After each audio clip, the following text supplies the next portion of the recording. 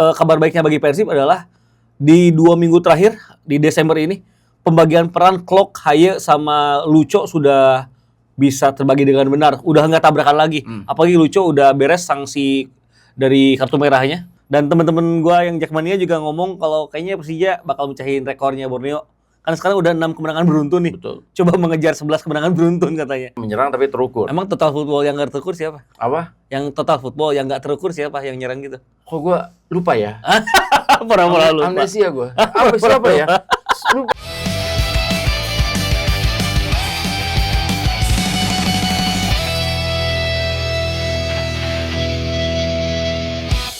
Assalamualaikum warahmatullahi wabarakatuh. Salam sejahtera buat semuanya yang selalu menonton kita dari Sabang sampai Merauke, dari Pulau Miangas hingga Pulau Rote ya, dari Jakarta, Bandung, Surabaya, Malang dan seluruhnya. Betul. Dan ketemu lagi di komentar Rensu dan Ibam.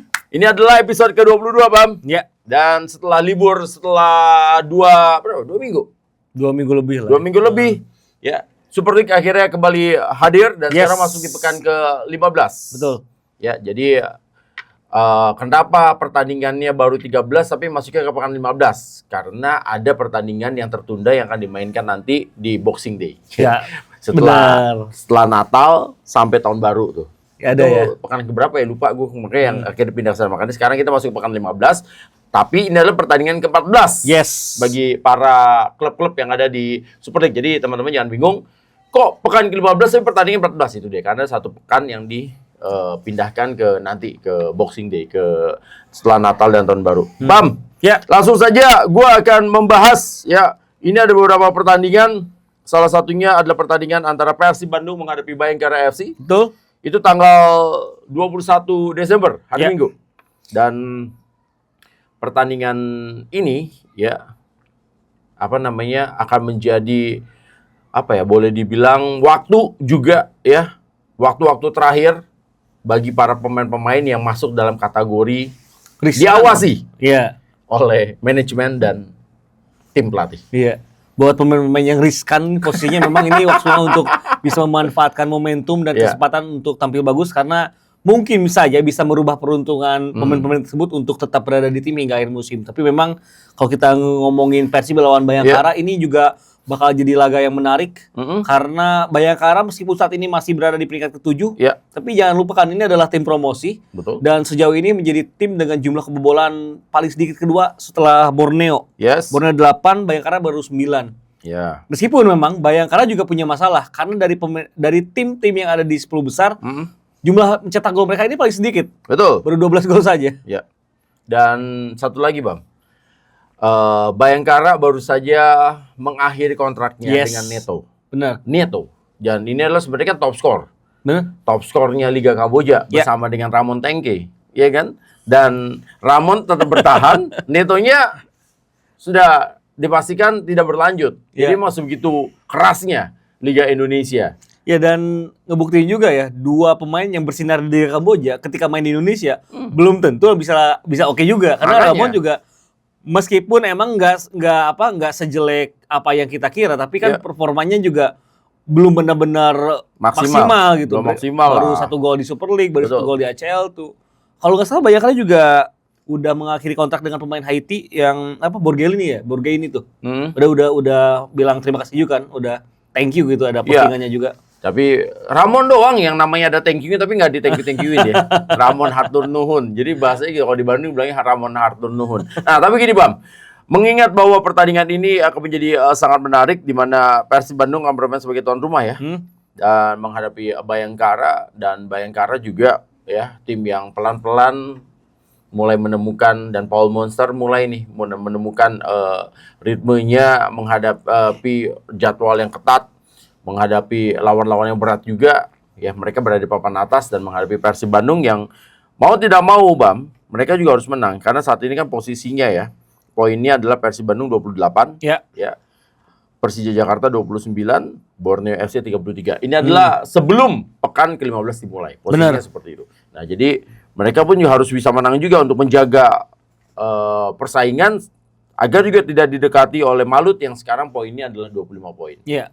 Tantangannya berat bagi Persib karena Bayangkara meskipun sempat terlambat panas, sempat tidak stabil, kalah lawan Arema, kalah lawan Persis Solo, Pernah juga mereka kalah PSIM. lawan PSIM sama Bali United. Tapi ternyata di 5 laga terakhir mereka cuma kalah 1 kali saja. Ya lawan PSIM itu gitu. Jadi memang artinya Bayangkara sedang dalam grafik yang lebih positif. Betul. Paul Munster seperti biasa ya, ketika dia menangani tim, permainan timnya cenderung reaktif, tidak terlalu menggebu-gebu untuk menyerang, tapi justru kerap membuat lawan-lawannya lengah. Dan jangan lupakan Bayangkara juga tim yang salah satu permainan directnya bagus di musim ini. Betul. Jadi bola bisa langsung di-delivery dari belakang, tendang ke depan. Damjanovic salah satu center back yang tampil bagus juga di musim ini. Ini ngebuat Persib sih kalau kurang sabar dan salah perhitungan mungkin akan bisa jadi bumerang bagi Persib di kandang nanti. Hati-hati juga ya dengan Benar. kondisi yang seperti ini. Nah, ini juga akan menjadi rotasi yang juga harus dilakukan ya untuk tim dari Persib Bandung. Melihat dari kondisi yang seperti ini, berarti kan lini pertahanan ini harus dimanfaatin nih beberapa pemainnya seperti Dewangga gitu kan. Karena mereka kan juga akan main lagi nanti gitu loh di Boxing Day gitu kan, masih ada 1 pertandingan lagi. Sementara situasi kondisi mereka pun juga dengan 3 pekan atau 3 pertandingan sebelumnya juga kan menguras tenaga. Iya, benar-benar. Untungnya sih mereka juga punya sekarang kan mereka juga punya opsi untuk mainin slot U23 ya, tidak hanya Kakang, tapi mereka sama punya Nazril juga nih gitu loh, yang bisa jadi opsi lah kalau misalnya memang sesuai kebutuhan. Putros harus dimainkan, Eliano tetap dimainkan, lalu center back-nya entah itu Matrikarti, entah itu Julio Cesar ataupun juga Barba, ya Nazril yang bisa dimainkan di slot U23 gitu. Iya, karena dengan terhenti lebih cepatnya timnas U23 di SEA Games ini ngebuat semua tim kembali memiliki kewajiban untuk memainkan pemain U23 ya. Yeah. Persib ada Kakang, ada Robi, ada Nazril, Bayangkara ada Franky Misa. Ini juga bakal jadi approach taktik tersendiri dari kedua pelatih yang bakal berhadapan nanti. Gue rasa sih kalau ngelihat tren sekarang, kayaknya Kakang bakal tetap dipilih ya sebagai pemain under age. Berarti main di bek kanan tetap. Bek kanan betul. Kita nantiin aja nanti siapa yang bakal ngisi di fullback kiri karena bisa Eliano, bisa Putros di sana. Sedangkan bagi Bayangkara sendiri sih gue ngelihat Bayangkara masih belum ketemu pemainnya di sektor depannya benar-benar mematikan gitu. Itu bisa jadi hal yang positif bagi Persib karena Persib kalau mendapatkan lawan yang memang belum stabil justru mereka sejauh ini juga terus bisa memaksimalkan, apalagi di laga kandang Persib musim ini di seluruh kompetisi Persib cuma gagal menang melawan Lion City Sailors saja di laga pertama ACL. Selebihnya semua pertandingan dibabat jadi 3 poin. Jadi ini bakal jadi ujian juga bagi Paul Munster bersama Bayangkara bagaimana mereka tandang ke Bandung dengan Persib yang kayaknya juga sedang dalam momentum untuk memanfaatkan sisa 4 laga di paruh pertama kan 3 kandang 1 tandang. Tandangnya ke Persik Kediri. Kandangnya melawan Bayangkara, PSM dan Persija. Ini kayaknya melawan Persija bakal jadi garis akhir yang coba untuk ditembus. Jadi 3 laga di awalnya ini kayaknya bakal dimaksimalin sama Persib gitu. Nah, itu dia. Jadi sementara juga ya di posisi belakang tadi sudah dibahas. Kalau misalnya bicara ke tengah, Bam, menurut lo besar kemungkinan main tetap akan sama ya. Berarti Lucho akan main lagi nih gitu. Bagusnya kabar baiknya bagi Persib adalah di 2 minggu terakhir di Desember ini pembagian peran Klok, Haye sama Lucho sudah bisa terbagi dengan benar. Udah nggak tabrakan lagi. Apalagi Lucho udah beres sanksi dari kartu merahnya. Jadi ngebuat Lucho sudah available juga untuk pertandingan nanti.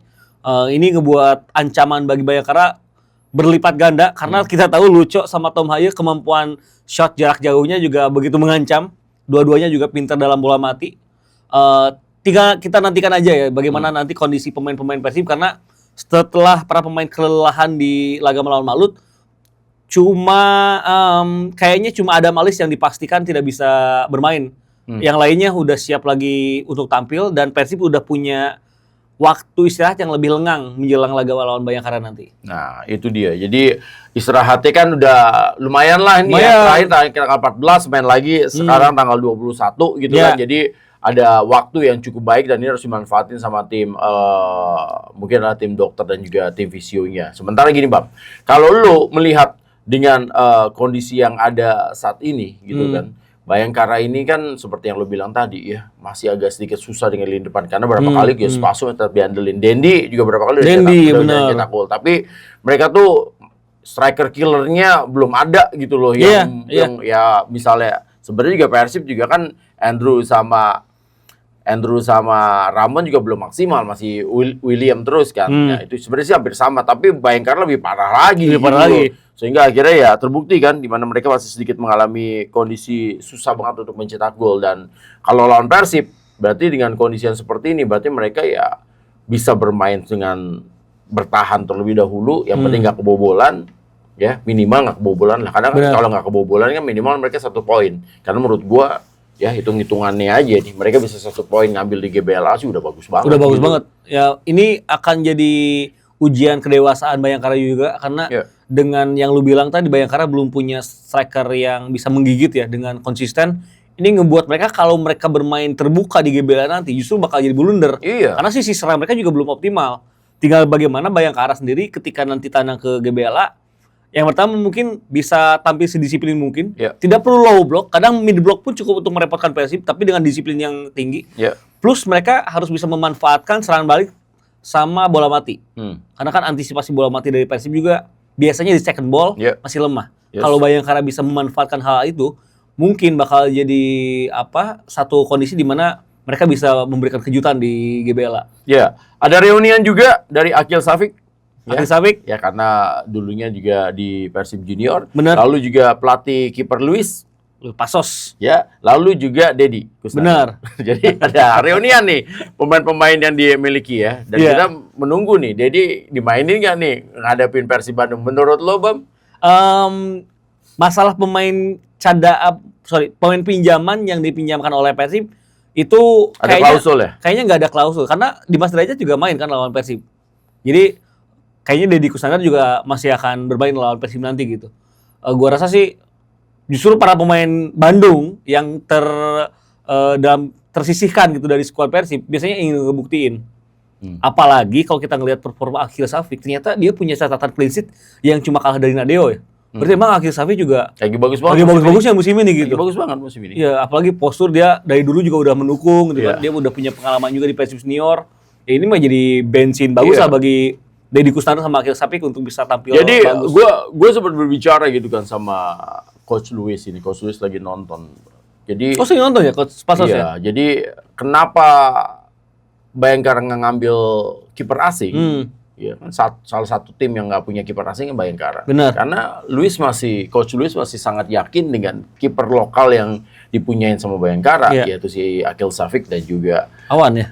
Benar. Makanya masih yakin, dan ternyata Akil Safik juga menurut gue sih salah satu kiper yang ya mengkilap lah musim ini. Benar. Setelah cukup lama berada di bawah bayang-bayang kan sabar juga menurut gue. Dia benar-benar lama loh berada di bayang-bayang gitu. Bukan hanya klubnya aja namanya Bayang kan, Bayangkara. Tapi juga dia berada di bawah bayang-bayangnya Awan lama juga. Benar. Jadi Akil Safik itu menjalani musim ketiganya bersama Bayangkara ya. Pertama dia gabung Bayangkara masih ketika Bayangkara di Liga 1. Tapi dia cadangannya Awan di Liga 2 musim lalu juga gantian sama Awan. Nah, musim ini diving banget nih. Tiba-tiba dia ngambil posisi pertama dan nggak tergantikan. Tapi gue juga ngerasa lagi ini karena faktor Pasos ya sebagai pelatih kiper. Ini ngebuktiin kalau Luis ini emang sebagai pelatih kiper jempolan di Indonesia karena anak didiknya semuanya jadi kiper hebat gitu. Dari siapa lagi coba? Dari Rido, Nadeo, terus Gianluca Pandenuwu, Teja Paku Alam gitu kan, Kevin Mendoza, sekarang Akil Safik gitu. Iya, jadi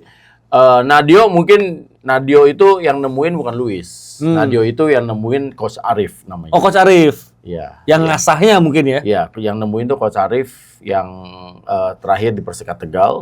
Tapi yang mengasah lebih tajam ya sampai akhir benar-benar jadi ya memang Luis. Luis Pasos ya.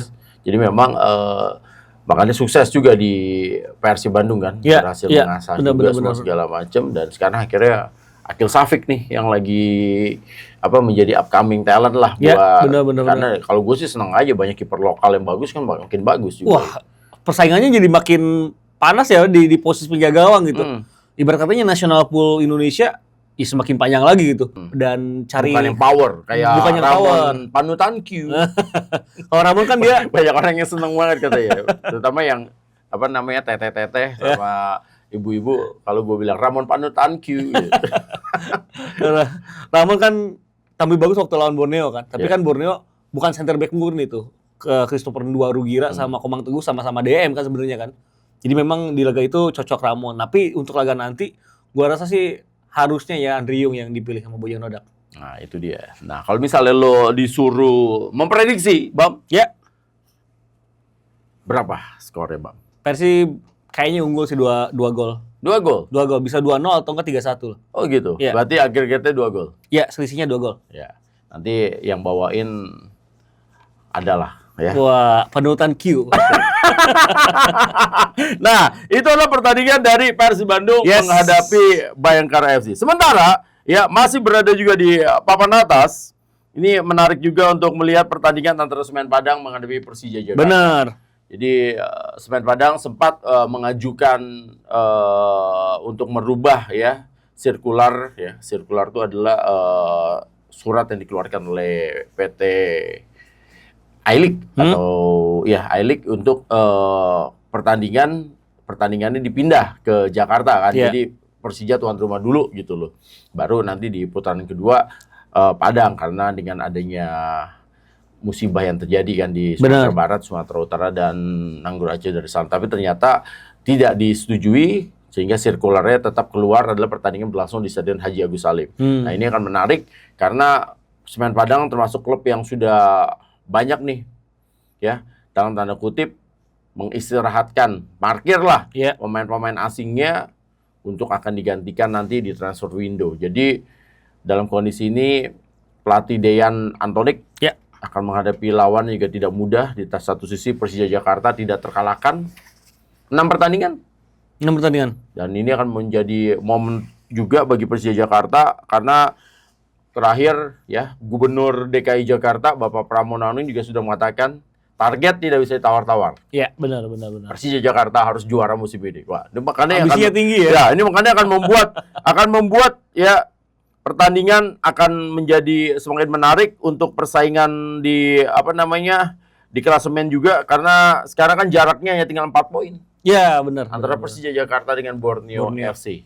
Borneo 33 ya? Iya, makanya. Ini kesempatan Persija untuk bisa memangkas gap angka juga karena mumpung Semen Padangnya juga belum benar-benar bisa dibawa naik oleh Dejan Antonik. Gue rasa ini bukan masalah Dejan Antonik bisa ngelatih atau enggak, tapi dia datang dengan kondisi tim yang secara materi tidak sebaik tim lain dan mentalitas yang sedang turun gitu. Ya. Memang menang lawan Persija Jepara tapi kembali kalah melawan Persik Kediri. Ini buktiin juga kalau Semen Padang emang belum dalam apa yang diharapkan oleh Dejan Antonik. Dejan Antonik pun agak kesulitan ya untuk bisa ngebuat tim ini lebih mengejutkan. Apalagi dengan beberapa pemain asing yang sudah dinyatakan out. Gue rasa ini bakal jadi kondisi sulit tersendiri bagi Semen Padang dan kesempatan untuk Persija Jakarta guna mendapatkan kemenangan sih. Ya, dan Persija Jakarta juga akan tampil dengan full tim juga. Ya, gitu itu. Kan. Jadi ya, mereka memang sudah dipastikan ya, mereka kan tidak diperkuat lagi oleh Gustavo Almeida, tapi Rio udah mulai latihan. Gue sih ngelihat nih, kayak kemungkinan besar ya, Rio ini akan mungkin dimainkan ya, mungkin 15 menit atau 10 menit. Pelan-pelan ya? Pelan-pelan, karena nggak mungkin dia main. Jadi kalau biasa habis cedera itu biasanya tuh waktunya itu 10 menit lah. Paling lama sampai 15 menit. Habis itu akan naik lagi ke 30 menit. Nah, jadi kalau ada Rio, peran dari Gustavo França itu bisa diisi sama Rio Matsumura. Oh iya benar. Karena dan lu makin ngeri banget kalau lu bayangin kan kanannya itu, ya kan? Ada Dembele, selain kemarin dapat pemain terbaik dari FIFA, ya kan? Tiba-tiba ada, ini Dembele-nya, ini Dembele Persija. Iya, Alano. Bukan Dembele yang dapat FIFA, pemain terbaik FIFA, Player of the Year. Lalu tengahnya ada Rio Matsumura, kirinya, ya kan? Ada Maxwell. Bayangin, Bang. Gimana nggak ngeri depannya. Ya, satu top scorer ya. Iya. Terus tengahnya Rio ya, gila. Iya, dan mungkin di depannya akan ditaruh Excel. Terus udah gitu. Tapi paling bakal ngorbanin satu pemain asing ya, ke cadangan mungkin ya. Iya, makanya. Dan satu sisi bisa jadi kan itu nanti kalau ngelihat dari kondisi ini bisa jadi Andri Tani yang main, ya kan. Bisa jadi. Edu akan ditaruh dulu di bangku cadangan karena untuk mengambil posisi main biar posisinya Cardoso sama Bruno Tubarao tuh main bareng gitu loh. Dan lu bisa bayangin itu serem juga loh kalau misalnya nanti kondisinya sudah ya mungkin kalau misalnya seandainya nih belum fit banget, mungkin yang main duluan adalah Witan kan. Ya, Witan setuju. nanti ganti baru sama Rio Matsumura. Ya karena udah mulai latihan dan latihannya juga kalau gua ngelihat di highlightnya Instagram Persija udah mulai intens ya. Dia udah bisa mengikuti intensitas teman-temannya. Dan teman-teman gua yang Jackmania juga ngomong kalau kayaknya Persija bakal mecahin rekornya Borneo. Kan sekarang udah 6 kemenangan beruntun nih. Betul. Coba mengejar 11 kemenangan beruntun katanya. Iya. Ya bisa jadi kalau ngelihat grafik sekarang sih Persija emang mengerikan. Iya, dan Rizky Ridho udah kembali bisa main. Nah itu Excel semakin bagus dia. Gua suka Excel tuh tidak hanya sebagai penyerang, tapi dia bisa menawarkan hal yang tidak dimiliki oleh striker Indonesia saat ini gitu. Apa? Dia bisa jadi pelayan, dia bisa menjadi finisher, dia bisa menjadi pemain yang buka ruang, dia main kombinasi 1-2-nya bagus gitu.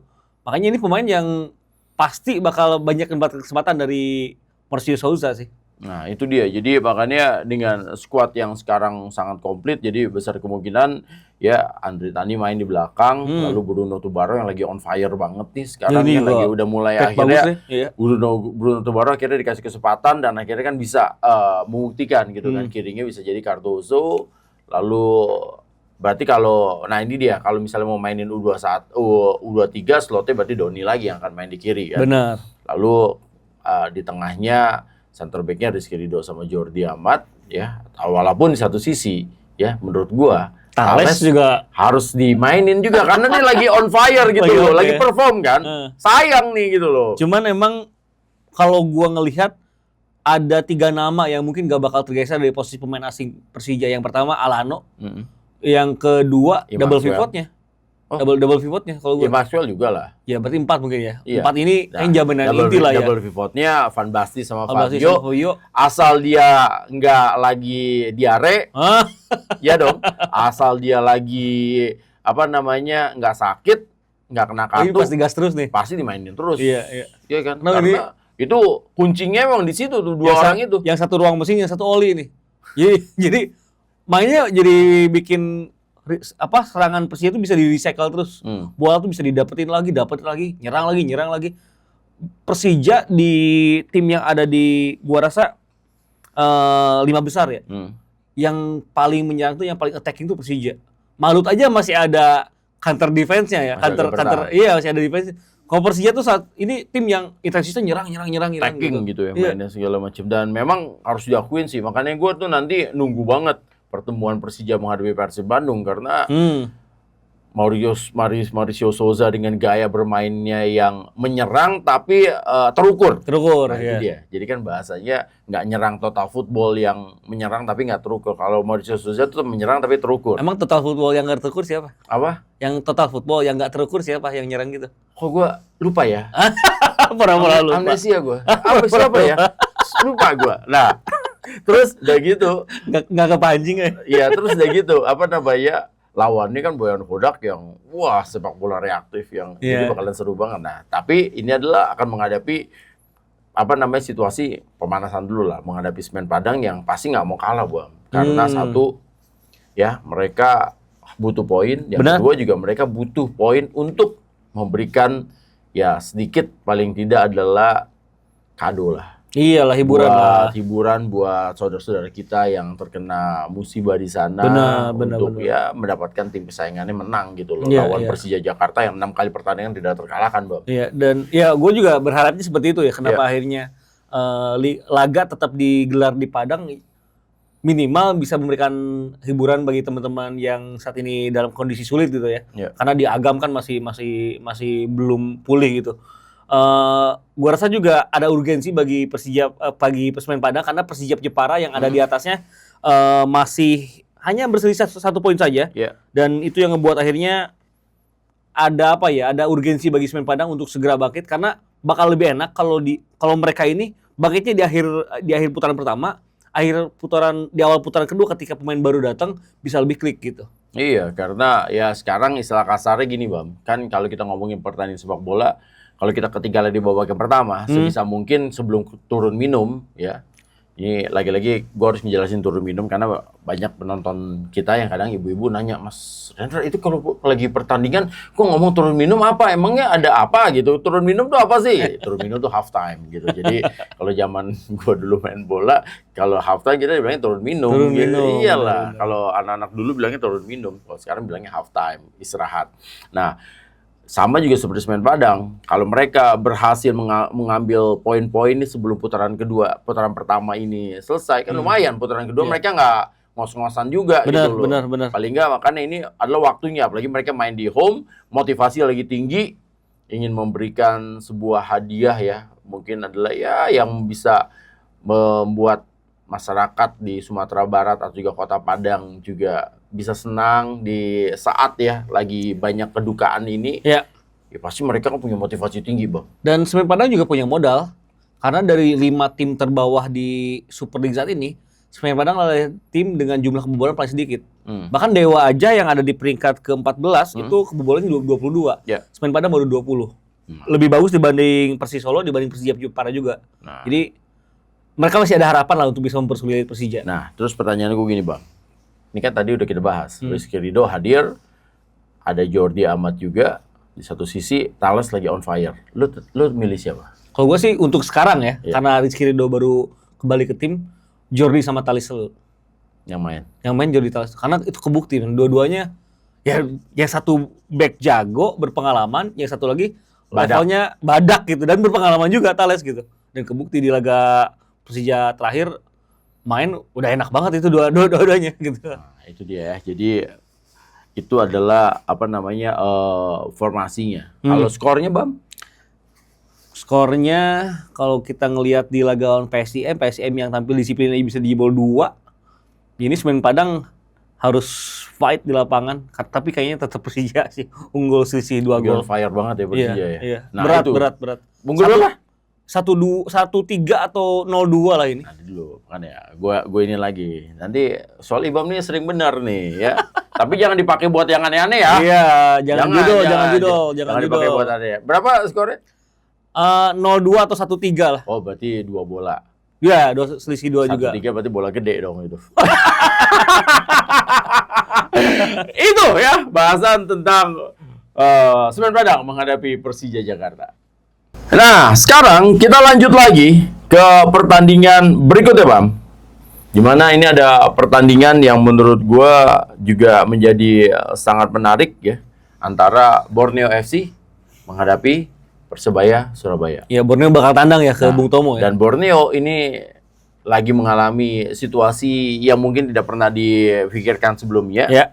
Mereka 11 kali meraih kemenangan, tapi dalam 2 laga terakhir mereka menderita kekalahan. Ya sedikit banyak pasti ada kondisi ya apa ya non teknis yang pasti membuat mereka, karena biasanya tim tuh kalau udah sekali slip itu agak susah gitu loh untuk bisa. Makanya ini adalah momentum bagi Borneo untuk bisa kembali lagi ke jalur juaranya mereka lagi ya, mau memutus 2 kekalahan terakhirnya. Sementara di satu sisi Persebaya walaupun ya jarang menang, tapi 5 laga terakhir mereka nggak pernah kalah loh. Walaupun jarang menang ya. 4 diantaranya imbang ya. Ya iya, tapi ini juga kan menjadi pertandingan yang sangat menarik untuk kita lihat. Dan sudah dibuktikan kan bahwa Coach Edu udah nggak ada. Benar. Ya kan? Dan ini berarti kan masih ada kemungkinan yang akan pegang berarti ya Coach Uston lagi ya? Coach Uston lagi. Dan Coach Uston itu sebenarnya udah bisa megang tim karena dia sudah mendapatkan AFC Pro-nya. Benar. Udah bisa mendapatkan AFC Pro-nya. Di musim lalu ketika dia jadi caretaker juga bisa dapat 2 kemenangan kan bagi Persebaya. Jadi memang bukan hal yang baru bagi Coach Uston untuk bisa mendampingi tim dari sisi lapangan. Ya. Meskipun memang dari isu terakhir yang berhembus, nama Benjamin Mora ya, ex pelatih JDT yang dihembuskan kencang bakal merapat ke Persebaya. Iya.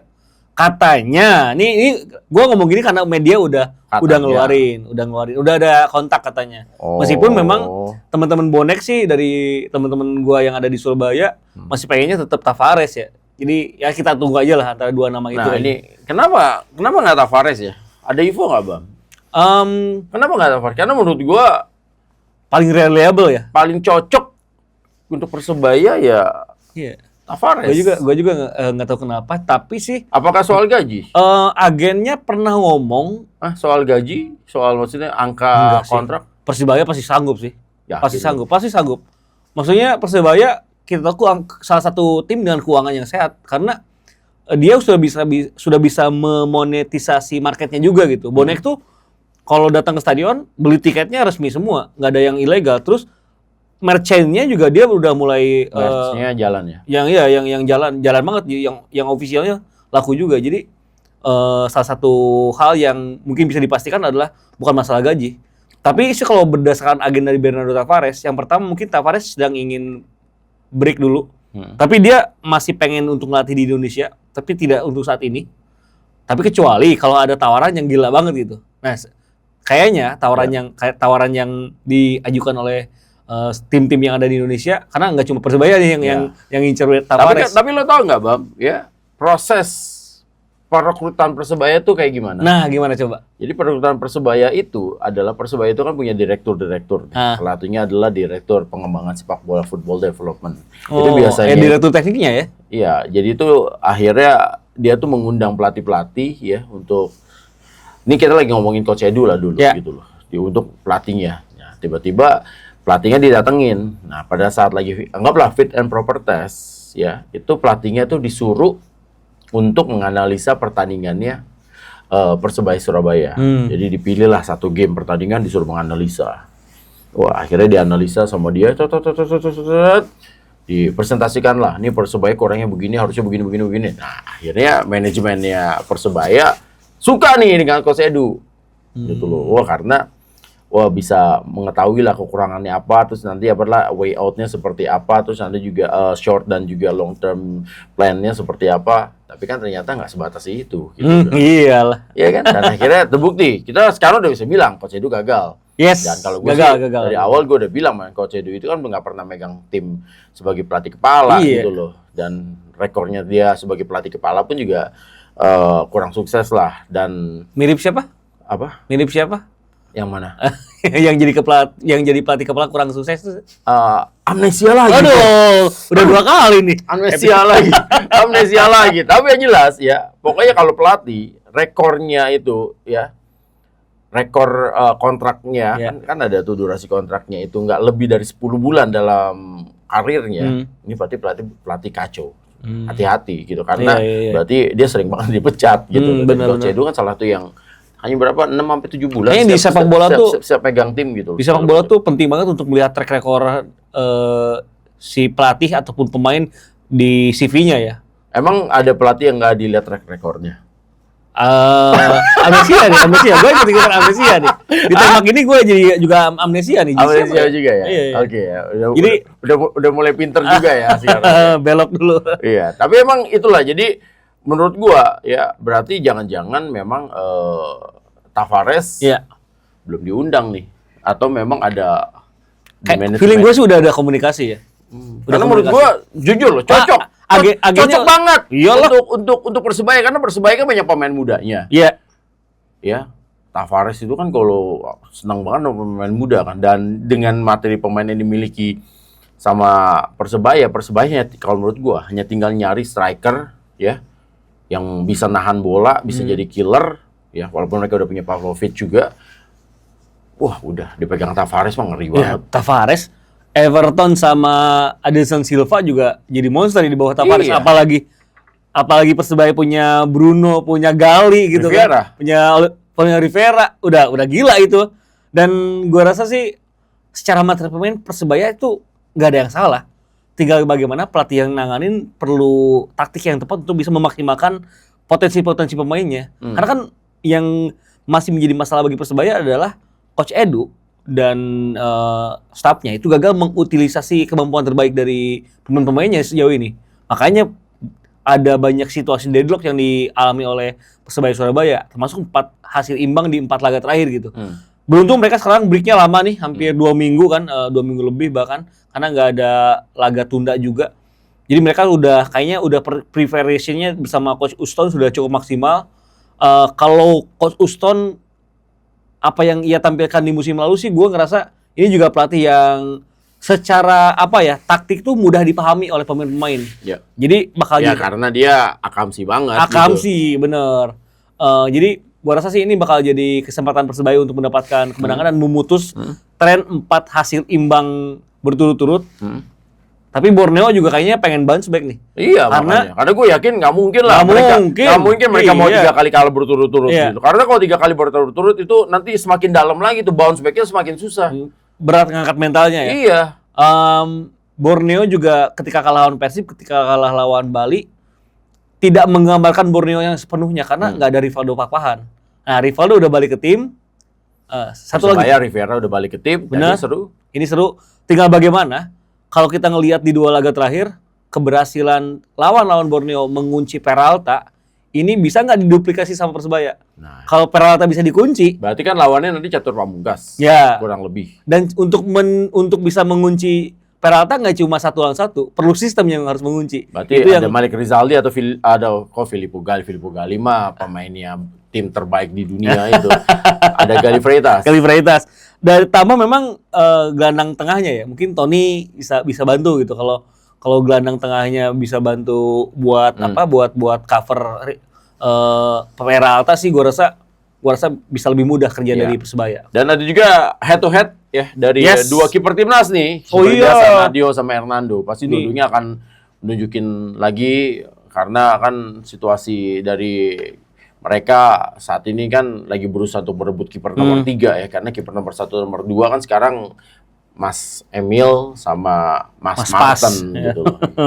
Kiper nomor 3 gitu lagi diperebutkan. Dan ini menarik nih bagaimana persaingan antara Hernando dan Nadio juga. 2 langganan timnas di 5 tahun terakhir ya. Iya. Sejak AFF 2020. Jadi memang ini 2 penjaga gawang yang udah nggak bisa diragukan lagi dengan karakteristik yang berbeda karena Hernando lebih oke dengan bola di kakinya juga karena kemampuan distribusinya bagus. Nadio mungkin lebih konvensional tapi ya gimana catatan clean sheet terbanyak. Iya. Itu ngebuktiin kalau Nadio masih yang oke juga di liga musim ini. 7 kali clean sheet ya. Iya. Kalau lo harus memprediksi pertandingan antara Persebaya Surabaya menghadapi Borneo FC? Gua rasa Borneo tetap tidak bisa menang, tapi Persebaya juga nggak akan kalah. Berarti ini remis? Ya ini imbang kayaknya. Remis ya? Imbang dengan ada gol, kemungkinan 1-1 atau 2-2 lah ini. Dengerin ya, 1-1 atau 2-2. Itu dia ya. Dari Mang Ibam ya, sang cenayang dari Cicadas. Janganlah.